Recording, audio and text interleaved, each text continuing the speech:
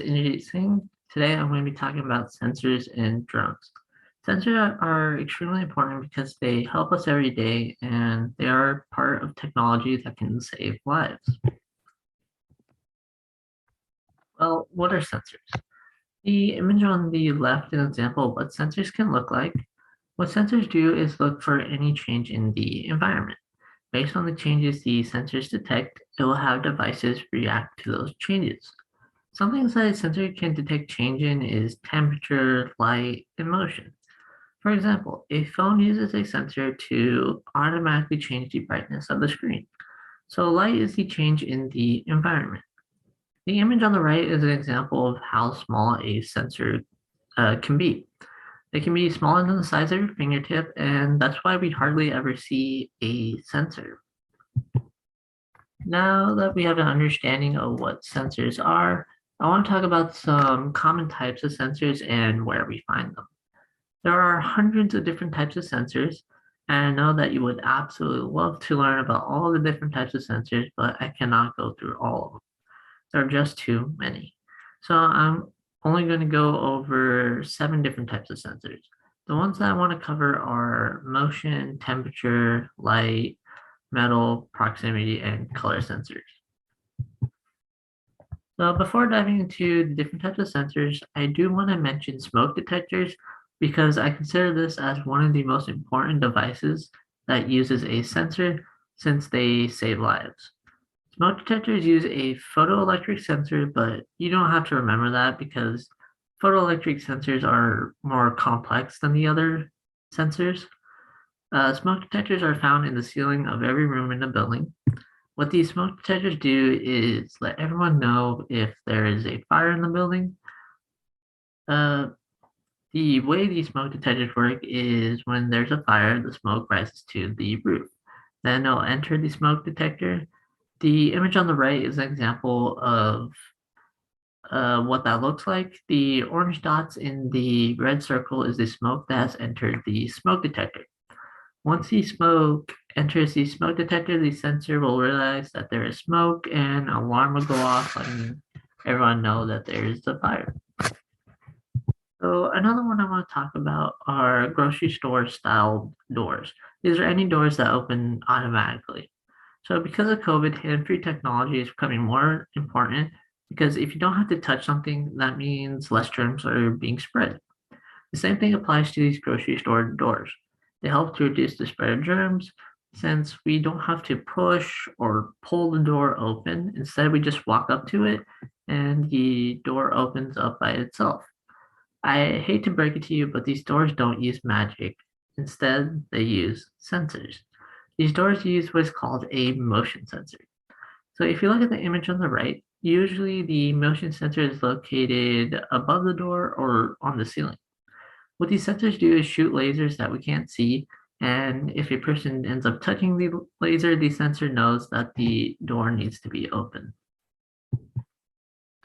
So another one I want to talk about are paper towel dispensers because this is another example of a motion sensor that has become important because of COVID. These paper towel dispensers are now in every public restroom. Before we had these automatic paper towel dispensers, we had ones where we had to pull a lever down. But because of motion sensors, we can just wave our hand in front of it and the paper towel will come out by itself. The next one is a temperature sensor. The purpose of the sensor is to measure the current temperature. This lets us know how hot or cold something is. An example of a device that uses a temperature sensor is a thermostat. These thermostats are in every house and building.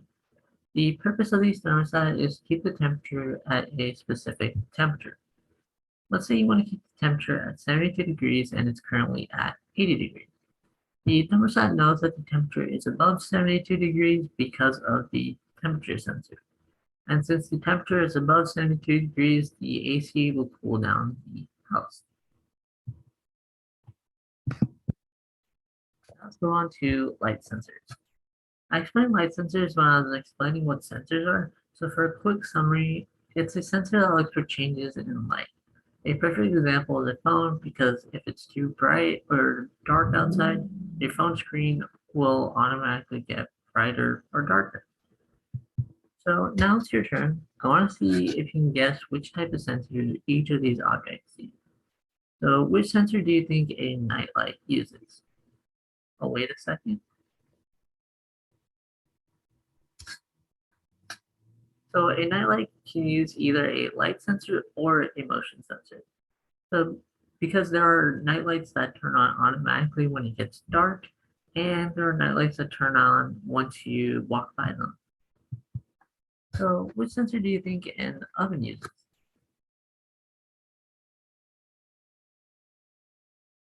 So an oven uses a temperature sensor because the temperature has to be just right to cook the food. So which sensor do you think a automatic soap dispenser uses? So an automatic soap dispenser uses a motion sensor because the soap comes out automatically when you move your hand in front of it.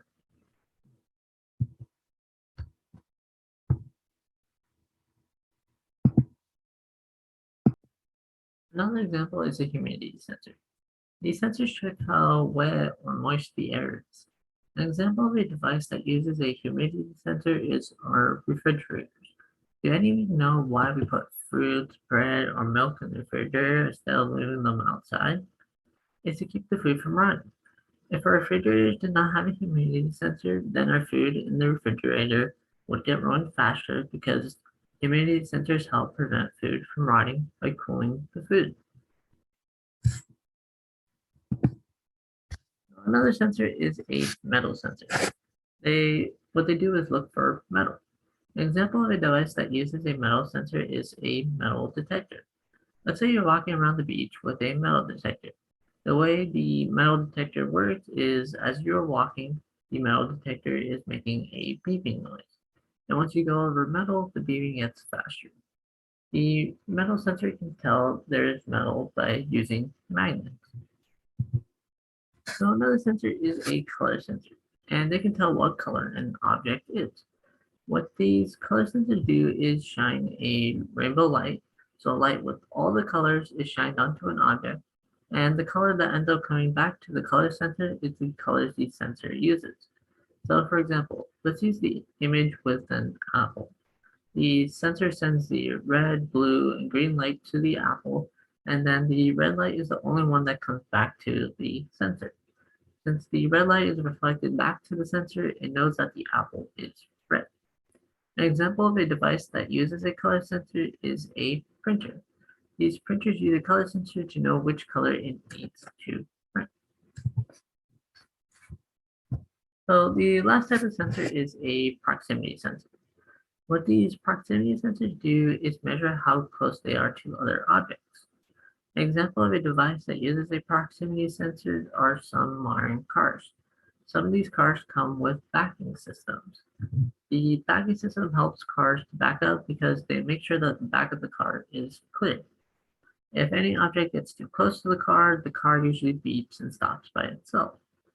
So proximity sensors can help prevent accidents since they prevent cars from crashing. So now it's your turn again. Just like before, guess which sensor you think each object uses. Which sensor do you think a robot painting car needs?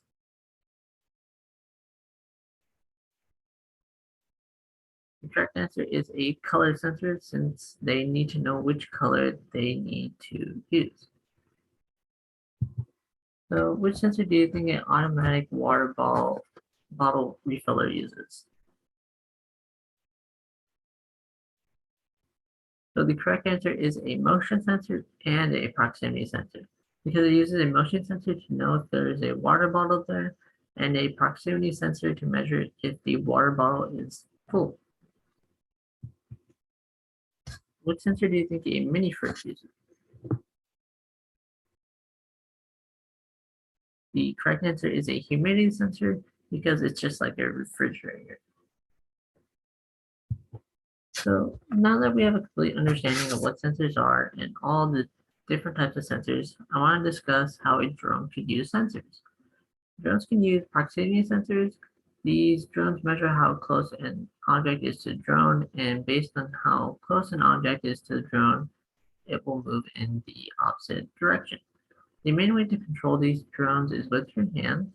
As your hand gets closer to the drone, the sensor will move the drone in the opposite direction to make sure it won't crash into anything. So if you put your hand under this drone, the drone will go up because the sensor can tell you put your hand under it. Or if you put your hand to the left of the drone will move to the right because the sensor knows your hand is on the left. So here's a video just showcasing the drone.